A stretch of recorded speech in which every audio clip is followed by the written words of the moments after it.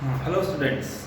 देखिए, last time हमारा topic चल रहा था। लास्ट वीडियो में हमने ये टॉपिक ख़त्म किया था, फिजिक्स का काइनेटिक थ्योरी एंड रेडिएशन का टॉपिक चल रहा था परफेक्टली ब्लैक बॉडी।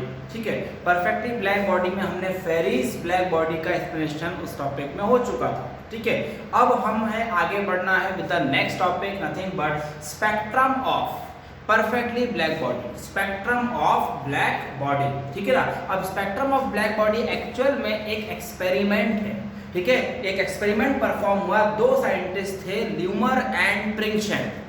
ल्यूमर एंड प्रिंगशन, इन दोनों ने एक्सपेरिमेंट किया किस पर? परफेक्टली ब्लैक बॉडी पर। परफेक्टली ब्लैक बॉडी पर इन्होंने एक्सपेरिमेंट किस तरह किया था कि इन्होंने परफेक्टली ब्लैक बॉडी को टेम्परेचर दिया, एक पर्टिकुलर टेम्परेचर दिया, टेम्परेचर स्टेप बाय स्टेप बढ़ाया, स्टेप बाय स्टेप टेम्परेचर बढ़ाया और करस्पॉन्डिंग में इसकी energy, emission of energy and wavelength of light, ये इन्होंने रिकॉर्ड किया। ठीक है, जैसे टेम्परेचर सपोज पहले लेवल में 1000 केल्विन तक लेके गए, 1000 केल्विन तक टेम्परेचर फिक्स कर दिया किसका? परफेक्टली ब्लैक बॉडी का। और उसके बाद उसकी एनर्जी एंड वेवलेंथ में ग्राफ प्लॉट हुआ। रीडिंग्स आई, रीडिंग्स ऑब्टेन हुई और रीडिंग्स ने फिर ग्राफ प्लॉट किया। वो ग्राफ प्लॉट होने के बाद डिफरेंट कॉम्बिनेशन, जैसे 1000 केल्विन, उसके बाद बोला 1200 केल्विन, 1400 केल्विन, ऐसे टेम्परेचर बढ़ाते चले गए और रीडिंग रिकॉर्ड करे किसकी? Energy and wavelength. ओके, तो जब ये रिकॉर्डिंग हुई और जब ग्राफ प्लॉट हुआ तो इसमें से कंक्लूजन्स सामने आए। ठीक है ना। तो सबसे पहले हम कंसेप्ट पढ़ने वाले हैं nothing but spectrum. Heading will be next one, spectrum of black body radiation. Black body radiation. Okay, this was the topic, spectrum of black body radiation. ठीक है, अब इसमें जो ग्राफ बनाया जाएगा, मैं आपको ग्राफ ड्रॉ करके देता हूं। देखो, सी फर्स्ट ऑफ ऑल इसका ग्राफ इस वे में बनाया गया, देखिए। ठीक है, ऑन एक्स एक्सिस वेवलेंथ था lambda, on Y axis energy था नथिंग बट ई। ओके, है ना। तो फर्स्ट कंसेप्ट में ग्राफ जो ड्रॉ हुआ वो इस तरह था, it was a non uniform curve.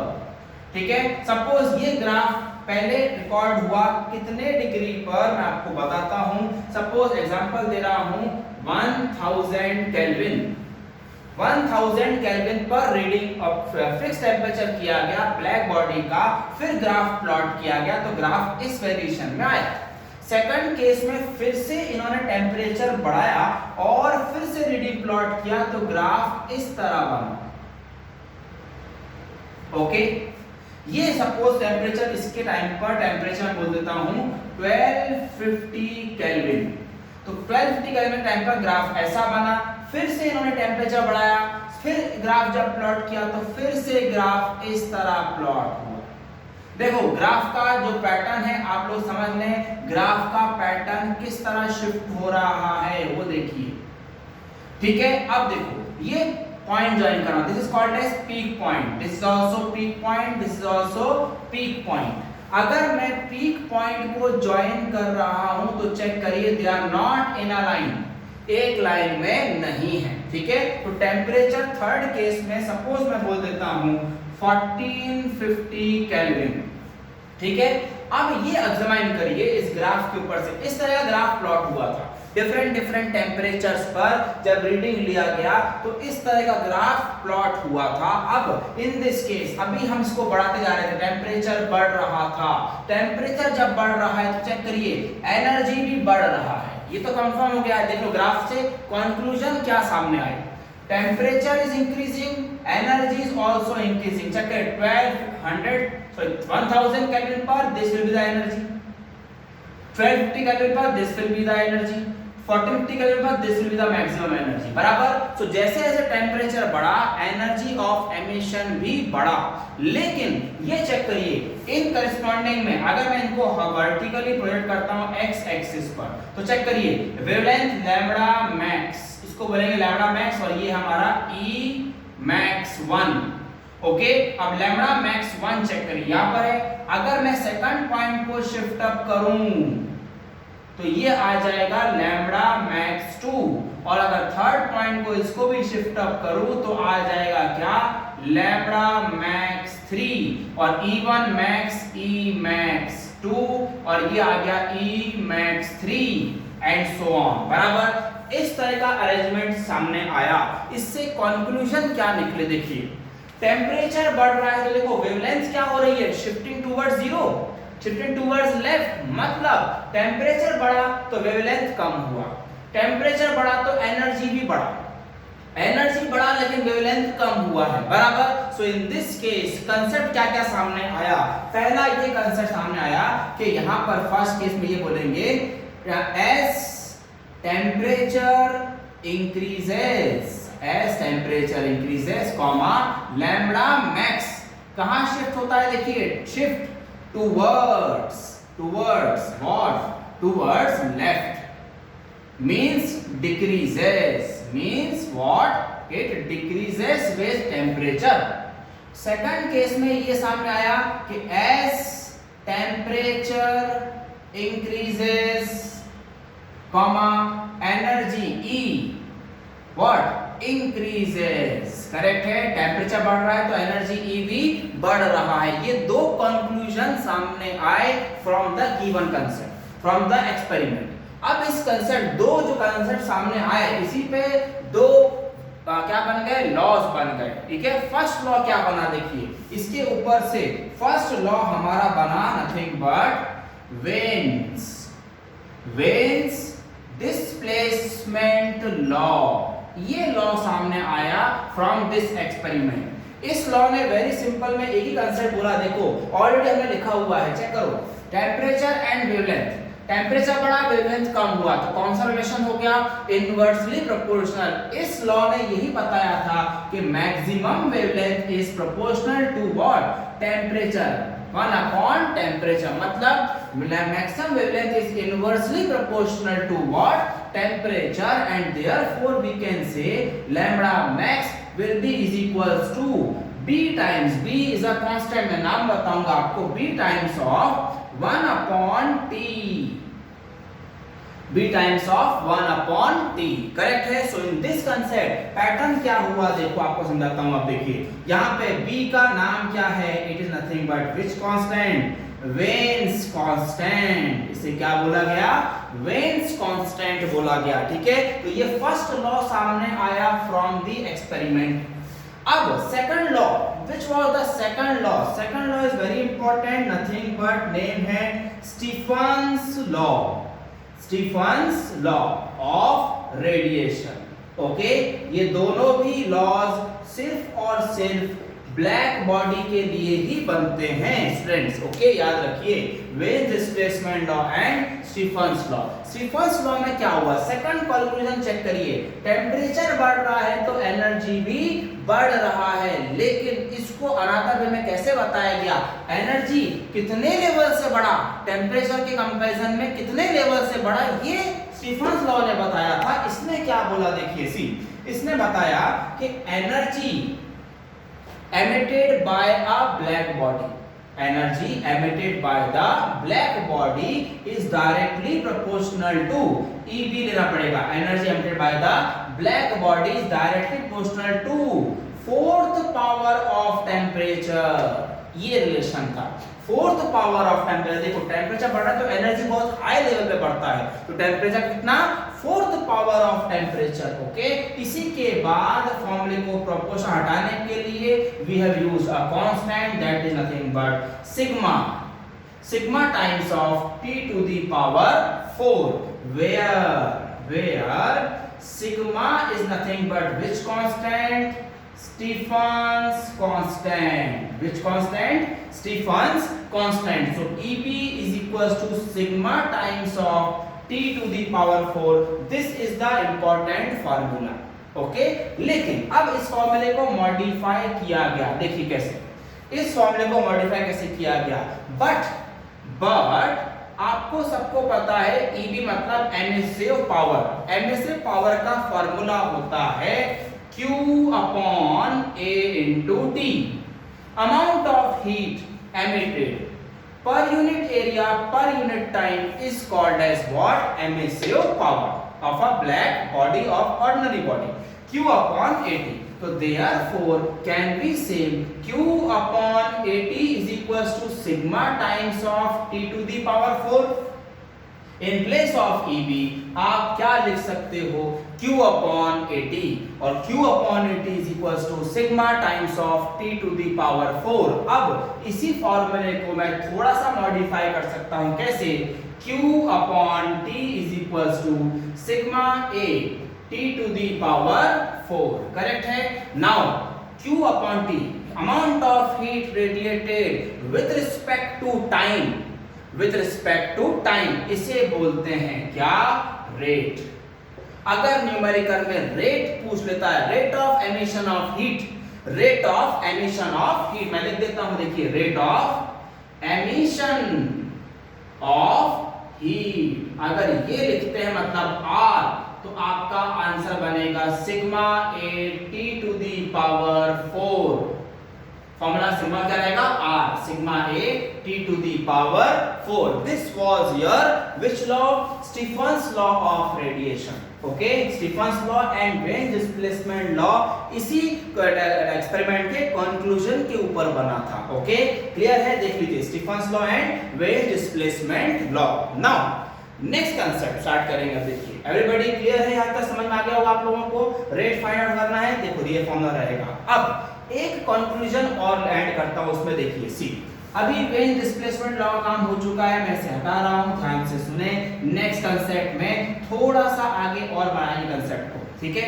मुझे एक बात बताइए, अगर ये परफेक्टली ब्लैक बॉडी है और ये हाई टेम्परेचर पर, तो मैं इसको जब सराउंडिंग में लेकर आऊंगा तो ये अपनी हीट को लॉस करेगी. ये अपनी हीट को लॉस मतलब एमिट करेगी. और अगर ये हीट को एमिट कर रहा है तो सराउंडिंग इसकी हीट को गेन कर रहा है. बराबर? तो बताइए, हीट लॉस बिल्कुल हुआ है, यहाँ पर बिल्कुल हुआ है. There is a loss of heat from black body to the surrounding. Surrounding ने गेन किया. अब मैं बोल रहा हूं इसके ऊपर से कि let T naught be the temperature of surrounding.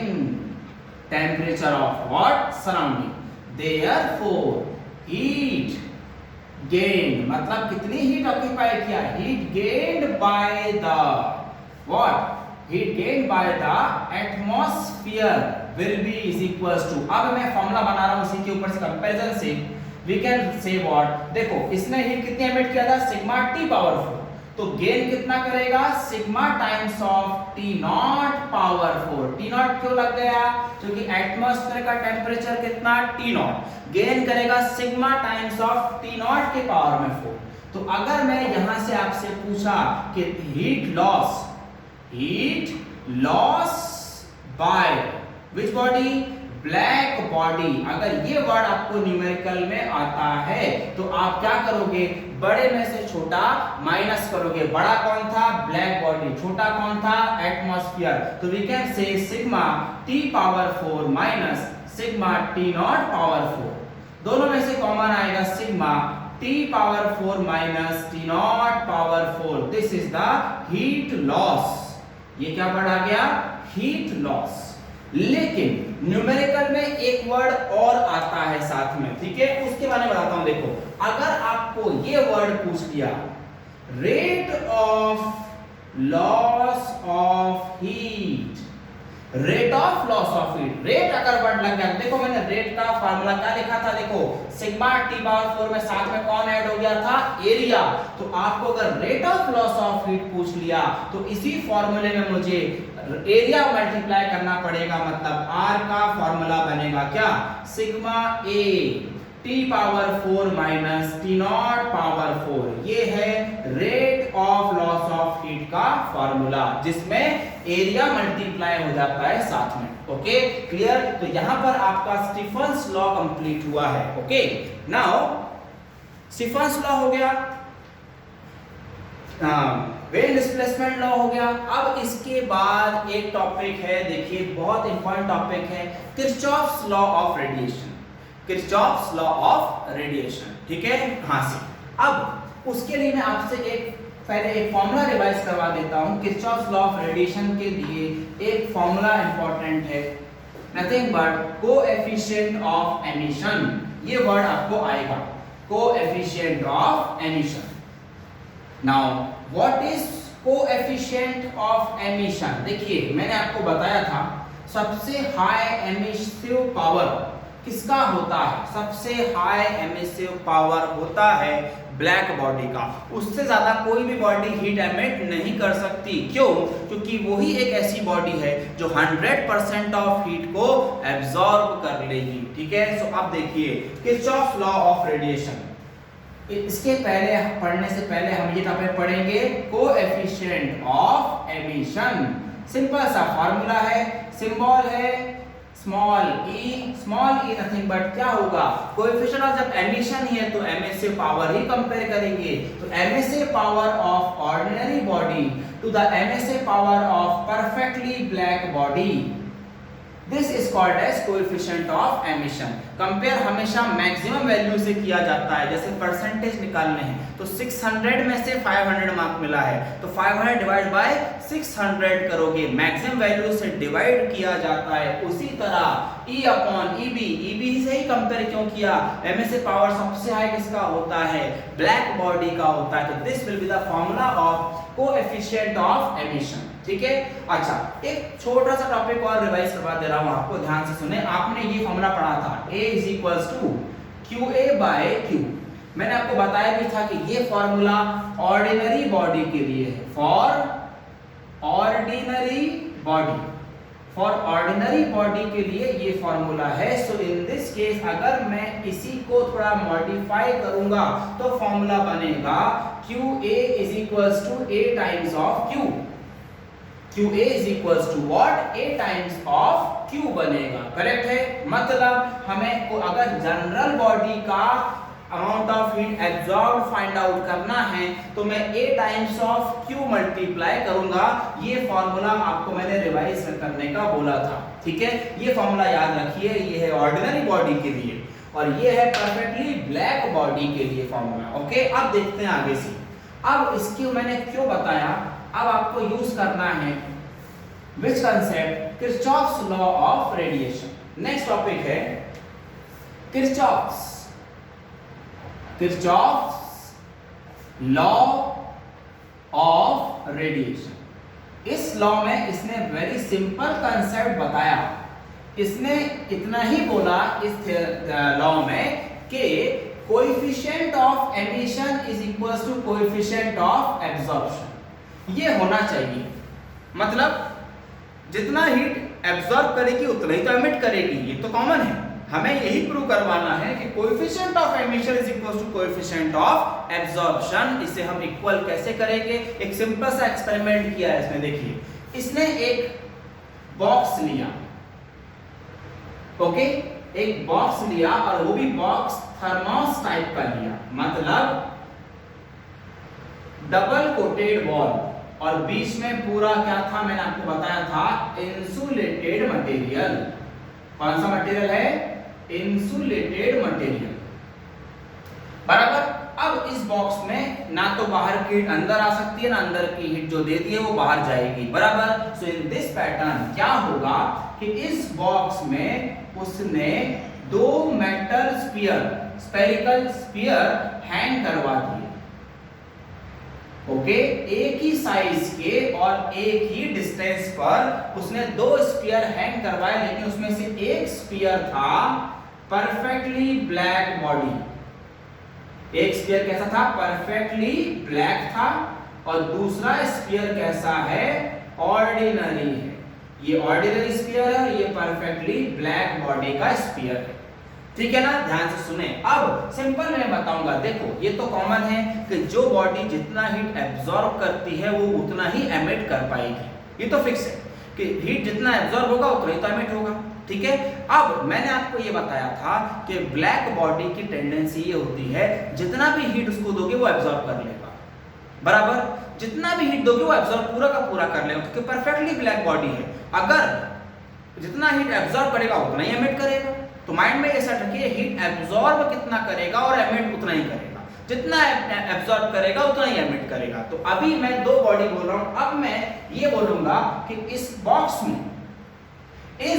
में Q amount of heat enter हुआ, Q amount of heat enter हुआ। तो सबसे पहले हम पढ़ेंगे, यहां से इसका प्रूफ चालू हो रहा है, हम पढ़ेंगे क्या, फॉर ब्लैक बॉडी जो है B, फॉर ब्लैक बॉडी।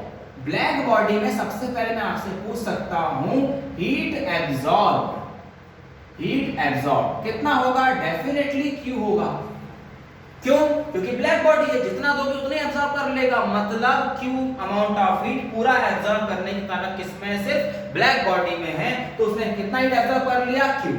अगर हीट एब्जॉर्ब किया है तो हीट एमिट भी करेगा, देयरफॉर मैं बोलूंगा अभी हीट एमिटेड बाय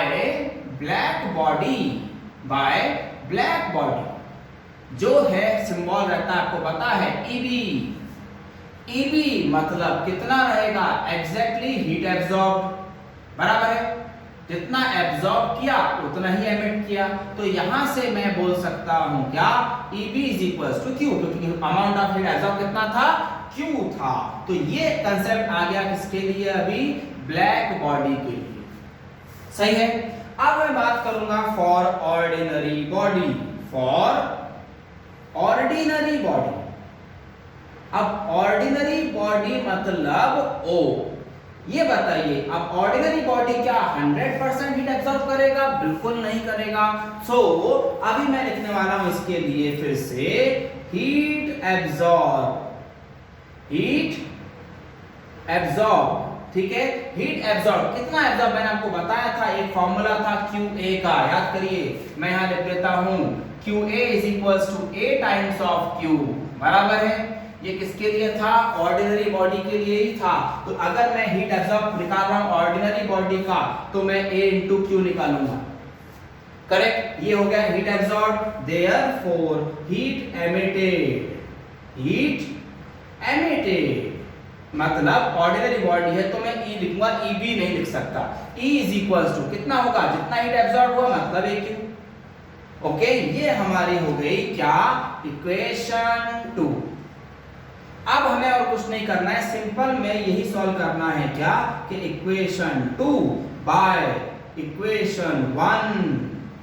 अगर हम डिवाइड करते हैं इक्वेशन 2 मतलब E और इक्वेशन 1 मतलब EB, LHS से LHS डिवाइड करो, RHS से RHS, तो AQ upon Q cancel. Now E upon EB मैंने आपको अभी एक फॉर्मूला बताया था, E अपॉन EB मतलब होता है coefficient of emission is equals to coefficient of absorption. Okay, this will be the proof of what, Kirchhoff's law of radiation. Okay, तो सिंपल प्रूफ था फॉर ब्लैक बॉडी और for ordinary body, हमने दो pattern से proof किया है following concept को। Okay, everybody clear? Now heat ये हो गया, अब एक ही फॉर्मूला बचा हुआ है, ठीक है ना, nothing but Newton's law of cooling. देखिए Newton's law of cooling,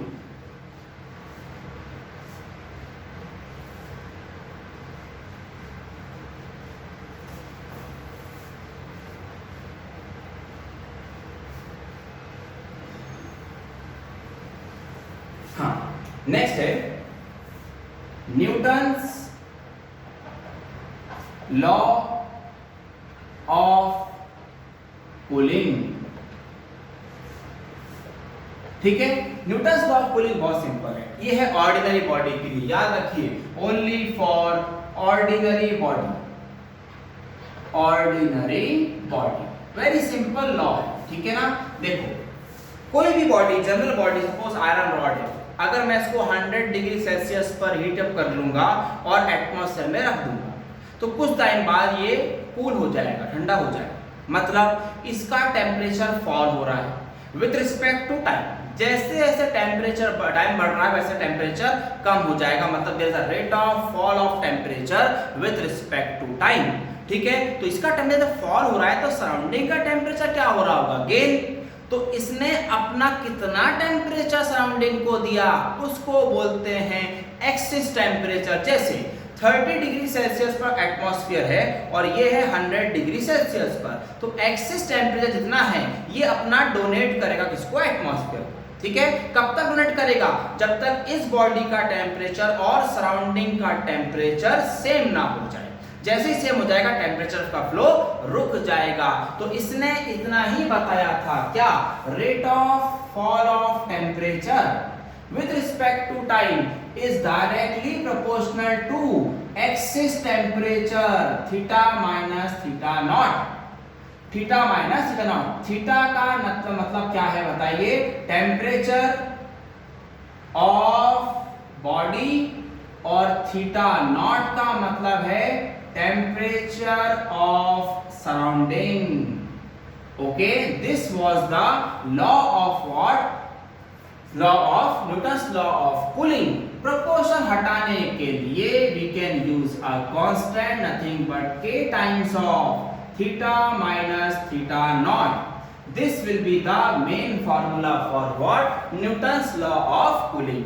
k is nothing but any constant जो न्यूमेरिकल्स में कैंसिल भी होता है, कभी कभी मिलता भी है, ऐसा कोई फिक्स्ड वैल्यू नहीं है। ओके स्टूडेंट्स, तो this was the Newton's law of cooling कि एक्सिस टेम्परेचर जो बॉडी में है वो बॉडी सराउंडिंग को देगी। ठीक है, मतलब directly proportional to what, rate of fall of temperature. Okay, तो this was about your Newton's law of cooling for ordinary body.